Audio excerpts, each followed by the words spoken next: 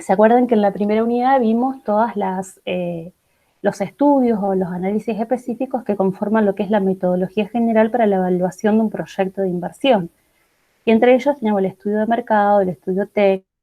Se analiza en el estudio técnico, se analiza la determinación del tamaño óptimo de la planta, es decir, qué cantidad se va a producir o cuál es la capacidad de producción de ese proyecto de inversión, qué cantidad de bienes y servicios se va a producir tomando una unidad de medida en un periodo de un año, por ejemplo.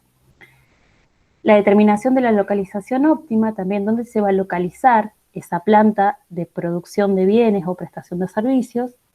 La ingeniería del proyecto, que tiene que ver con seleccionar el proceso productivo más adecuado para el tipo de producto o servicio que se va a prestar, seleccionar la tecnología más adecuada, si hay distintas tecnologías, digamos, alternativas, y en base a esas decisiones del tipo de proceso productivo, la tecnología a utilizar, también elegir lo que son las maquinarias y los equipos más adecuados y llevar a cabo lo que es la distribución de planta, que lo vamos a ver más adelante.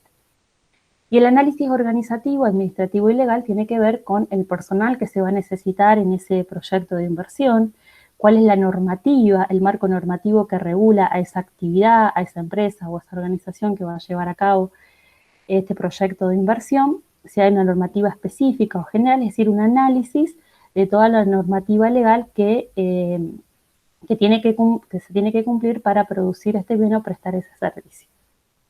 Bien, ¿para qué se analiza todo este tipo de información? Para verificar la posibilidad técnica de la fabricación del producto que se pretende, es decir, verificar si realmente se puede llevar a cabo la producción o la prestación de ese servicio que es objeto del proyecto de inversión.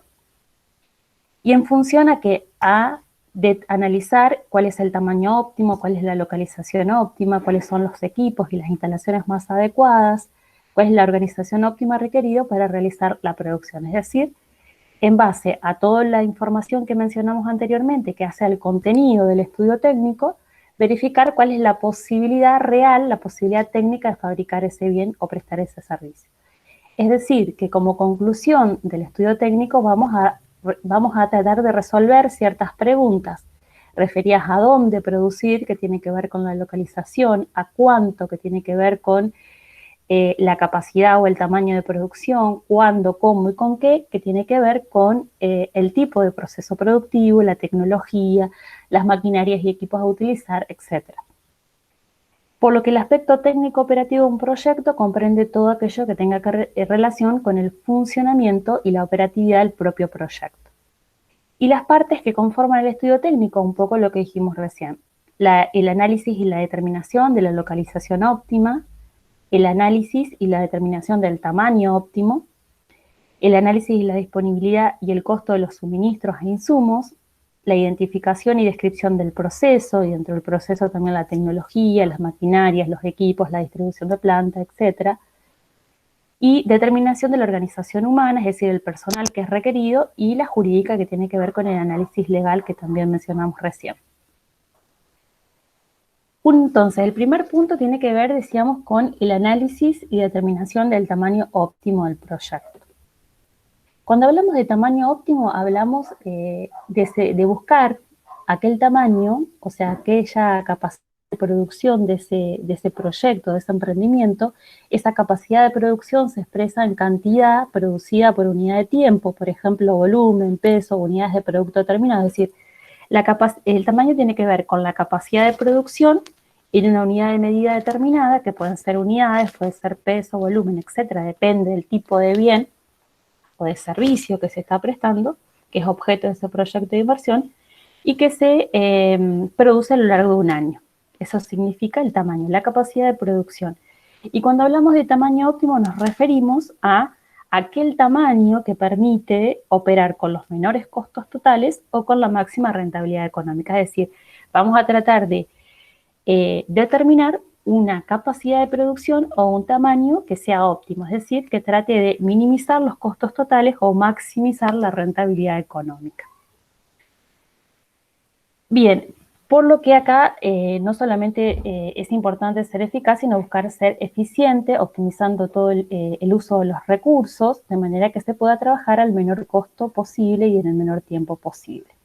algunos factores que inciden también en que determinan o condicionan la definición de este tamaño. ¿Cuáles son los factores que van a influir en el tamaño o la capacidad de producción de un proyecto de inversión?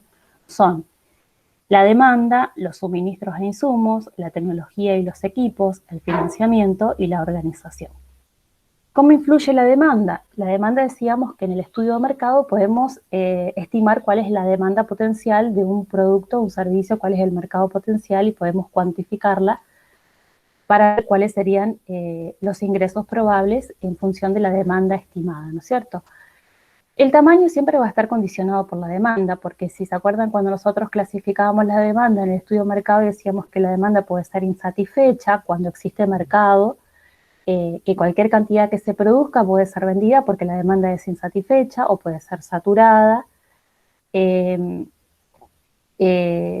satisfecha, saturada o no saturada. Satisfecha, saturada es cuando no puede crecer bajo ningún aspecto, o satisfecha, no saturada cuando con algún mecanismo de marketing o de promoción o publicidad se puede hacer crecer esa demanda. Entonces la demanda es un factor condicionante muy importante. ¿Por qué?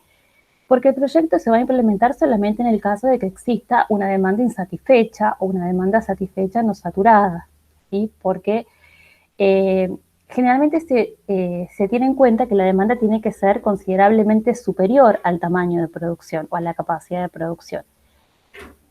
Si el tamaño para el proyecto fuera igual a la cantidad potencial que se van a vender, o sea, a la demanda potencial, no sería recomendable llevar a cabo ese proyecto porque sería muy riesgoso. O sea, la mejor situación es cuando la demanda es insatisfecha y es considerablemente superior al tamaño o a la capacidad de producción. Si estamos hablando de una demanda igual, ya estamos en una situación un poco riesgosa. Y si estamos hablando de una demanda inferior, ahí también sería una situación poco deseable, casi inviable para un proyecto de inversión. Entonces, la demanda, o sea, la cantidad demandada, siempre se toma en cuenta la demanda actual y la demanda proyectada. ¿Se acuerdan que cuando veíamos el estudio de mercado decíamos que se tiene que estudiar la situación actual, pero también la situación a futuro, es decir, la demanda proyectada? Que esa demanda proyectada se mantenga en el tiempo o se llegue a incrementar. Entonces, este es un factor muy importante a tener en cuenta en cuanto al tamaño. Los suministros de insumos también, que se pueda contar con la cantidad suficiente en cantidad y calidad de materias primas y los proveedores adecuados que puedan abastecer al proyecto de inversión en las cantidades que son necesarias, ¿sí? Para que, si después es un tipo de producción continua, no se vea interrumpido por la falta de materias primas, materiales e insumos, ¿sí? La tecnología y los equipos. Hay ciertos procesos o técnicas de producción que exigen una escala mínima para ser aplicables, ya que por debajo de ciertos niveles los costos serían tan elevados que no se justificaría la operación de la planta. Es decir, que al seleccionar una determinada tecnología, muchas veces estamos limitados porque esas tecnologías tienen una escala mínima. Y si el tamaño de producción es menor a esa escala mínima, ya estaríamos operando con costos elevados. Entonces, el tamaño de producción o la capacidad de producción para esas tecnologías tiene que ser igual o superior al que se permite realizar con esa tecnología. Es decir, muchas veces la tecnología limita la capacidad de producción, ¿sí?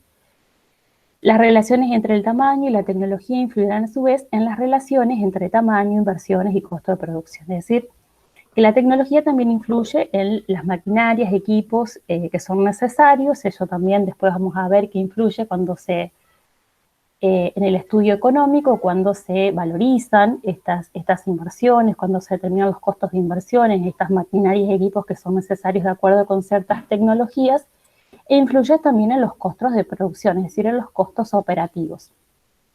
El financiamiento también es un factor importante, ya sea propio o externo, es decir, que se pueda recurrir al crédito o a los préstamos, al financiamiento con terceros. Si los recursos financieros son insuficientes para atender las necesidades de inversión de la planta de tamaño mínimo, es claro que la realización del proyecto es imposible. Es decir, que teniendo en cuenta un tamaño mínimo de producción aceptable, cuáles son los recursos necesarios para ese tamaño mínimo en inversiones y en costos operativos. Y si se cuenta con el financiamiento necesario para llevar a cabo esas inversiones, en esas maquinarias, en esos equipos, en esa tecnología y los costos operativos asociados. Entonces, hay que analizar si se cuenta con el financiamiento, como decíamos, ya sea propio o externo. La organización también es necesario asegurarse que se cuenta con el personal suficiente y apropiado para cada uno de los puestos de la empresa. Aquí se hace referencia especialmente al personal técnico de cualquier nivel, sobre todo cuando se manejan tecnologías avanzadas para operar los equipos. Es decir, cuanto mayor es la tecnología utilizada, o más moderna, o más compleja, entonces también se necesita personal técnico más especializado o más capacitado. Bien, entonces, los factores que determinan el tamaño, la capacidad de producción son la demanda, la posibilidad de contar con los suministros de insumos en cantidad y calidad suficiente, la tecnología disponible y los equipos que son necesarios, la posibilidad de contar con el financiamiento necesario y la organización que se relaciona con el personal necesario para llevar a cabo las tareas que tienen que ver con la producción de ese bien o la prestación de ese servicio. Y después otro punto que decíamos que se incluye en el estudio técnico es el análisis y la determinación de la localización óptima del proyecto, es decir, dónde se va a ubicar, dónde se va a instalar esa planta. La localización óptima, y hablamos de localización óptima, es decir, aquella que contribuye a lograr una mayor tasa de rentabilidad sobre el capital invertido, si tenemos un criterio privado, es decir, si el proyecto de inversión es de carácter privado, el criterio que va a primar es ese, la mayor tasa de rentabilidad sobre el capital invertido. Y si es un proyecto que tiene que ver con un bien social o con un bien público, se trata de buscar el menor costo unitario, es decir, teniendo en cuenta el criterio social. La localización se refiere a determinar cuál será el lugar físico en donde se va a instalar la misma. La selección de la localización se define en dos ámbitos. Primero, la macrolocalización, que tiene que ver con la región o la zona geográfica, en términos generales, si ubicamos la Argentina, en qué zona geográfica es la más conveniente, y después la microlocalización, que tiene que ver con el lugar específico, es decir, seleccionar específicamente la localidad, la ciudad, donde se va a instalar ese proyecto o esa planta. Para ello existen una serie de factores que se deben considerar para determinar la localización. Es decir, acá también tenemos que tener en cuenta ciertos factores para poder decidir cuál es la localización más adecuada o la que permite una localización óptima. Y encontramos los factores geográficos, los factores institucionales, los factores sociales y los factores económicos. Los factores geográficos tienen que ver con las características naturales o las condiciones naturales de las distintas zonas del país. Por ejemplo, el clima, los niveles de contaminación, si tienen vías de comunicación naturales, por ejemplo, ya sean terrestres, aéreas, férreas, etc. Los factores institucionales tienen que ver con la posibilidad de que existan planes y estrategias de desarrollo, de crecimiento, de centralización industrial, que tiene que ver también con las políticas macroeconómicas a nivel nacional o a nivel regional. Los factores sociales se relacionan con la adaptación del proyecto al ambiente y a la comunidad, se refieren al nivel general de servicios sociales con que cuenta la comunidad. Por ejemplo, la disponibilidad de escuelas, hospitales, centros recreativos, facilidades culturales, de capacitación para los empleados, etc. Y los factores económicos, que también son uno de los más importantes en este caso, hacen referencia a todo lo que tiene que ver con el costo de los suministros, las materias primas, de los servicios que son necesarios para abastecer a ese proyecto de inversión.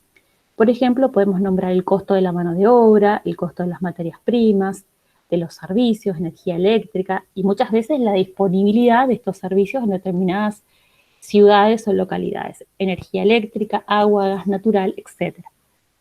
El costo de los combustibles, la infraestructura, los terrenos, la cercanía a los mercados, ya sea los mercados proveedores o los mercados consumidores, etc. Y acá también vamos a ver que para determinar cuál es la localización óptima, vamos a tener distintos métodos para poder ayudar al evaluador a tomar la decisión si tenemos entre distintas alternativas de localización. ¿Cómo tomamos la decisión? En base a determinados criterios. existen, podemos nombrar que, dos métodos. Uno de ellos es el método cualitativo por puntos. ¿En qué consiste este método? Que se asigna determinados factores cuantitativos a una serie de factores que se consideran relevantes para la localización. Esto conduce a una comparación cuantitativa de diferentes sitios. Este método permite ponderar factores de preferencia para el investigador al tomar la decisión. Y se aplican los siguientes casos. Los vamos a leer y después los vamos a explicar. Ustedes tienen en el trabajo práctico un ejercicio donde tienen que aplicar este método cualitativo por punto. Los pasos para aplicarlo son los siguientes. Primero, se desarrolla una lista de factores relevantes. Segundo, se asigna un peso a cada factor para indicar su importancia relativa. Los pesos deben sumar 1 o 100. Y el peso asignado dependerá exclusivamente del criterio del investigador. Asignar una escala común a cada factor, por ejemplo, de 0 a 10, y elegir cualquier mínimo. Calificar a cada sitio potencial de acuerdo con la escala designada y multiplicar la calificación por el peso. Sumar la puntuación de cada sitio y elegir el de máxima puntuación. Vamos a ver el ejemplo que ustedes tienen en el trabajo práctico. Decía desarrollar una lista de factores relevantes, es decir, una lista de los factores que son más importantes para decidir sobre la localización si tenemos distintas alternativas. Estos factores relevantes o más importantes van a ser 4 o 5, no más de eso porque si no se extendería mucho el análisis, sino seleccionar los 4 o 5 factores más importantes para tomar la decisión. Y en esos 4 o 5 factores darle un peso relativo, que va a sumar 100 o va a sumar 1. O sea que si sumamos el peso relativo, que tiene que ver con la mayor o menor importancia de ese factor, vamos a poder comparar el que es más importante con el menos importante. Fíjense que acá tenemos factores relevantes de la decisión de localización, tenemos, pues decíamos 4 o 5. La proximidad a los proveedores, le asignamos un 30% en 100. Los costos laborales le asignamos un 30%. El costo de transportes un 20%, los impuestos un 15%, los costos de instalación un 5%. En total, la suma de estos, del valor relativo a estos 5 factores va a tener que sumar 100. Y sabemos que son más importantes porque tienen mayor valor relativo, la proximidad a los proveedores y los costos laborales. Es decir, para el evaluador de este proyecto, los factores más importantes son estos 5. Pero relativamente son más importantes estar próximo a los proveedores y tener un menor costo laboral. Después estaría en importancia el costo de los transportes, los impuestos y los costos de instalación. Así se establecen los 5 factores relevantes para la decisión y el peso relativo de cada uno de ellos. Y acá llegamos al punto 2, es decir, punto 1, desarrollar los factores relevantes que son esos 5. Asignar un peso relativo a cada factor, que es lo que dijimos recién, un 30, un 20, un 10%. Punto 3, asignar una escala mínima a cada factor de 0 a 10 y elegir cualquier mínimo. Es decir, si nosotros tenemos 10 posibilidades de ciudades distintas donde instalar esa planta dentro de esa región que decíamos que conforma la macrolocalización, pero tenemos que elegir una ciudad o una localidad particular. Supónganse que tenemos 10 alternativas, entonces vamos a darle un puntaje de 1 al 10 para cada uno de estos factores y vamos a tomar solamente aquellas que tengan un puntaje de 5 o de 6 o más, ¿sí? Por ejemplo, con respecto a la proximidad a los proveedores, la alternativa A tiene un puntaje de 7, la alternativa B tiene un puntaje de 7, la alternativa C tiene un puntaje de 10. Significa que la alternativa C está más próxima a los proveedores, por eso tiene un puntaje más alto, y la A y la B están un poco más alejados. Con respecto a los costos laborales, tenemos un puntaje de 5 para la alternativa A, un puntaje de 9 para la alternativa B, un puntaje de 7 para la alternativa C. Significa que es más conveniente en cuanto a los costos laborales la alternativa B y menos conveniente la alternativa A.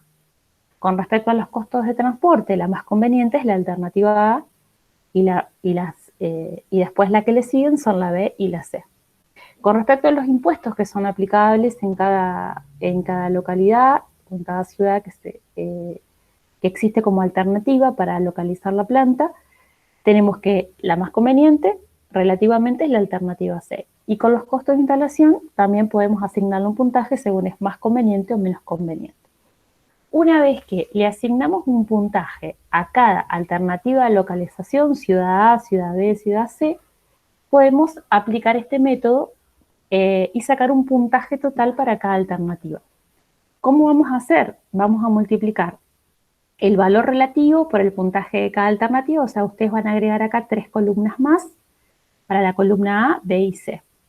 En esas 3 columnas van a ir calculando los puntajes para cada factor, para cada alternativa. Por ejemplo, 30 por 7, 210. Entonces, para la alternativa A tienen 210. Para la alternativa B, 210 y 30 por 100, 300. ¿Sí? Lo mismo para los costos laborales, 30 por 5, 30 por 9, 30 por 7, y van calculando un porcentaje para cada alternativa. Luego van a sumar el puntaje total de la alternativa A, el puntaje total de la alternativa B, el puntaje total de la alternativa C, y van a calcular cuál es la de mayor puntaje. Y van a elegir, o sea, según este criterio, este método de selección, van a elegir aquella alternativa que tenga mayor puntaje. ¿Cuáles son las ventajas y las desventajas de este método? Primero, que es muy subjetivo. ¿Por qué? Porque depende del criterio del evaluador establecer cuáles son los factores más importantes y cuál es el peso relativo de cada factor. Y también es muy subjetivo decir qué puntaje se le asigna a cada alternativa. Pero la ventaja es que permite, a través de un cálculo rápido, poder seleccionar cuál es la alternativa más conveniente. ¿Sí? Bien. Después existen otros métodos, como un método cuantitativo que tiene que ver con el cuantitativo de Vogel, que significa calcular los costos totales, tanto de costo de transporte de materia prima y costo de transporte de materiales, insumos, y de los productos terminados. Y la suma de todos esos costos para cada alternativa de localización, la que dé un menor costo total de transporte es la que se va a elegir o se va a seleccionar. Es decir, acá tiene que ver el costo de transporte, aquella alternativa de localización que minimice los costos de transportes totales, tanto de materias primas, materiales, insumos, como de productos terminados.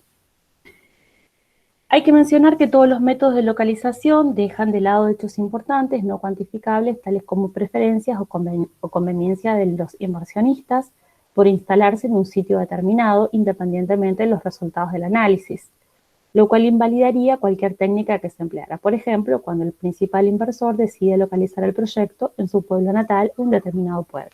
Es decir, existen métodos un poco más racionales para tomar una decisión, es decir, aquellos que son más racionales y que tienen en cuenta ciertos factores más convenientes, y aquellos que son un poco más emocionales. Por eso no existe un método único. Estos son algunos de los métodos que se pueden utilizar, y a veces no hay métodos racionales, sino hay métodos que se dejan llevar más por un factor un poco más emocional, por así decirlo. O la identificación y descripción del proceso es otro punto que se analiza dentro del estudio técnico. Y acá encontramos lo que se llama ingeniería del producto. ¿Qué es la ingeniería del producto? Es aquella que tiene por objetivo resolver todo lo concerniente a la instalación y el funcionamiento de la planta. Y acá, cuando hablamos de ingeniería, este es un trabajo propio de los ingenieros industriales o los ingenieros civiles, que tienen que ver todo el diseño del proceso de producción, cuál es el proceso más adecuado, cuál es el equipo y maquinaria más adecuada, cuál es la distribución óptima de la planta, etc. Es decir, un trabajo propio de ingeniería o de ingenieros.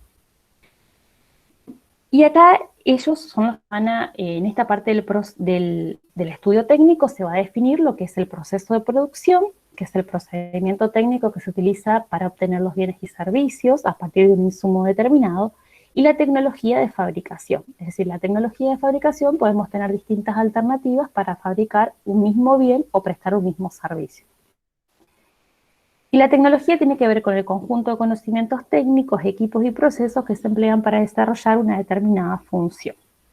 Bueno, y acá hay un esquema del proceso productivo, los insumos y los suministros que ingresan al proceso, que el proceso transformador a través de los equipos productivos y el elemento humano, que es el necesario para llevar a cabo ese proceso, y el producto final, es decir, los bienes finales del proyecto. También se pueden dar subproductos o residuos, etcétera, propios de ese proceso productivo. ¿Por qué es importante conocer cuál es el proceso productivo más adecuado para llevar a cabo la producción de un determinado bien o la prestación de un servicio?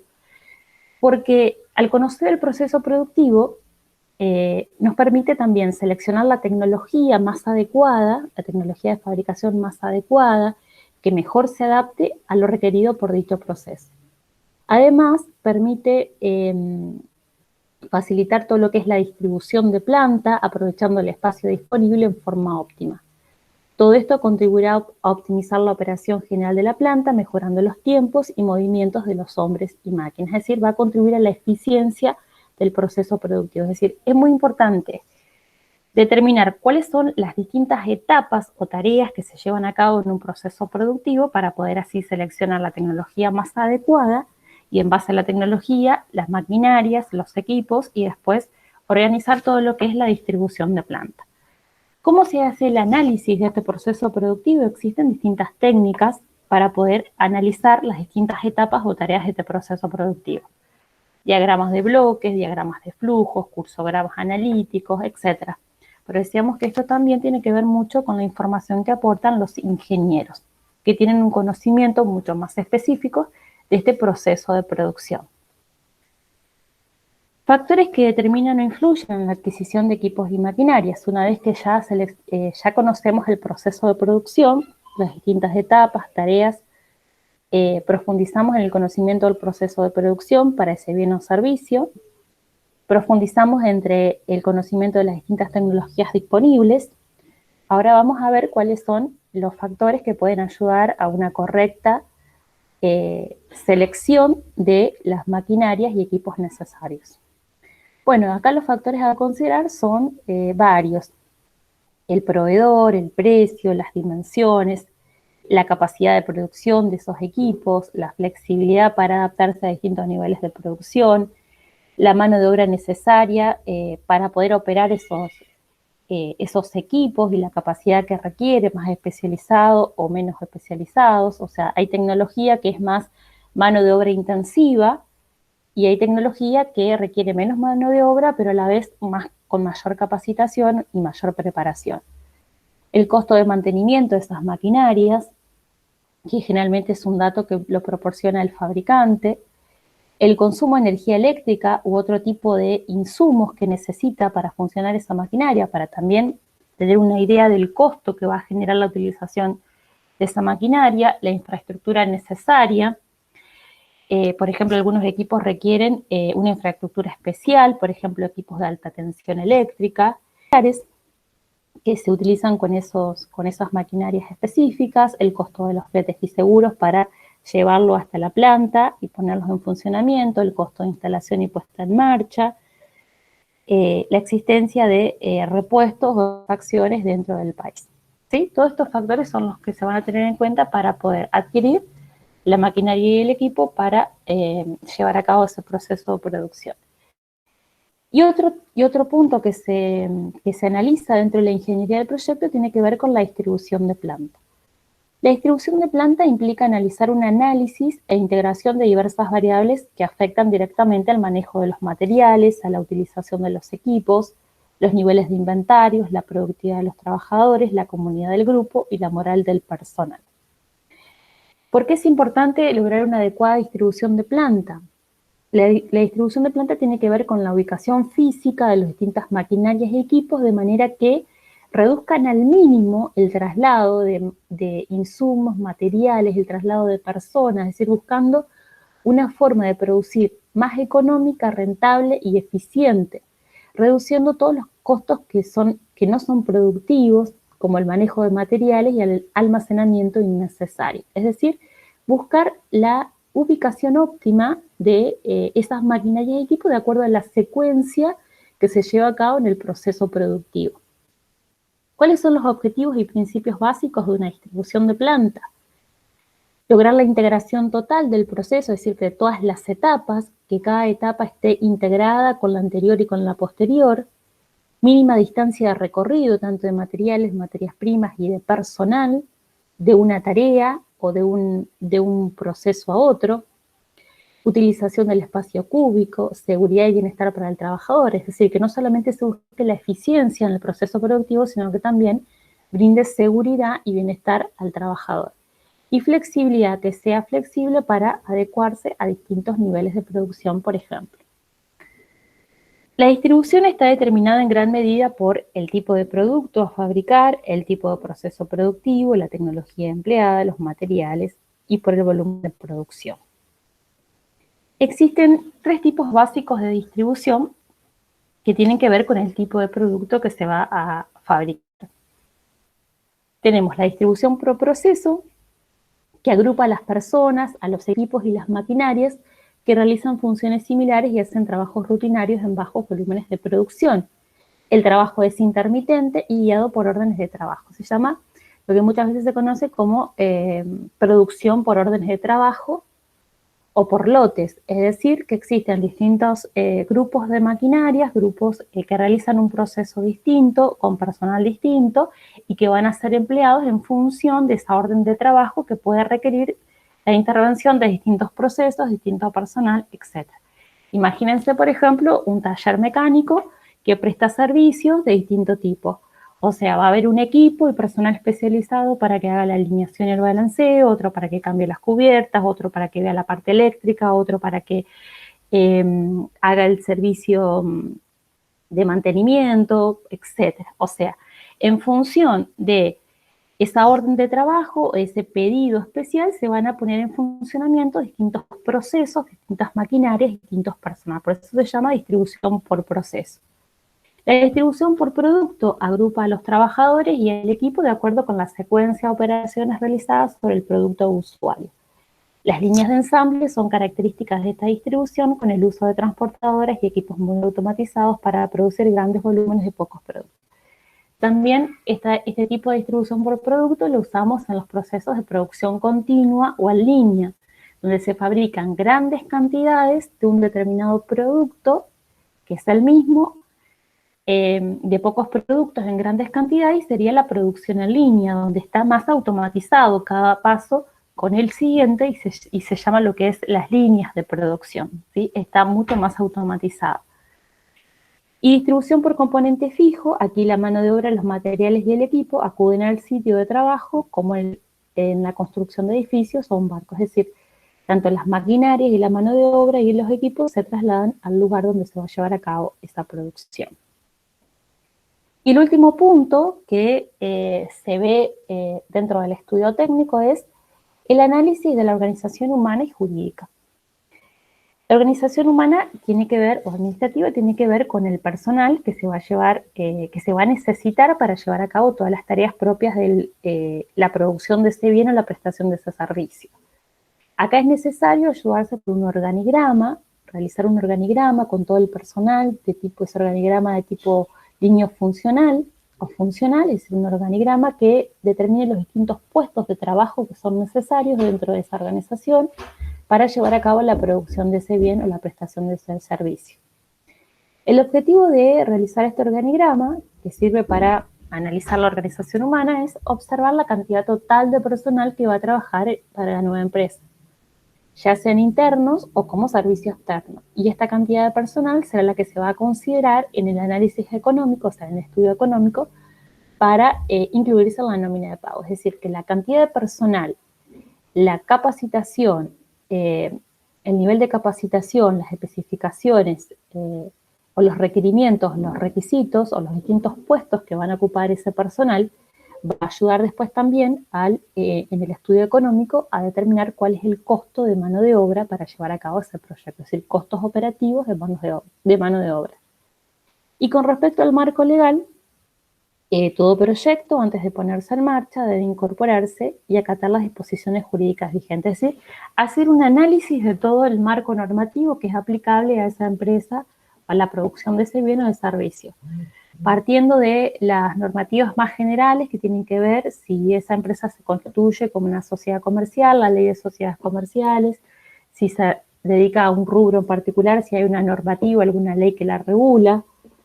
también tiene que ver con aspectos relacionados con el mercado, con la localización, con la administración y organización, y también está muy relacionado con los aspectos financieros y hay una normativa que regula el mercado financiero, donde se puede llegar a obtener financiamiento, los aspectos tributarios y contables que deben acatarse a todo lo que es la normativa obligatoria aplicable para esa empresa, organización que va a llevar a cabo la producción de ese bien o servicio, es decir, un análisis minucioso de toda la normativa que les es aplicable. El práctico tiene dos consignas. El primero es aplicar el método cualitativo por puntos, que lo explicamos recién, y el segundo es, en base a la lectura de la clase, y si les sirve también leer la bibliografía específica en los capítulos específicos que hablan del estudio técnico,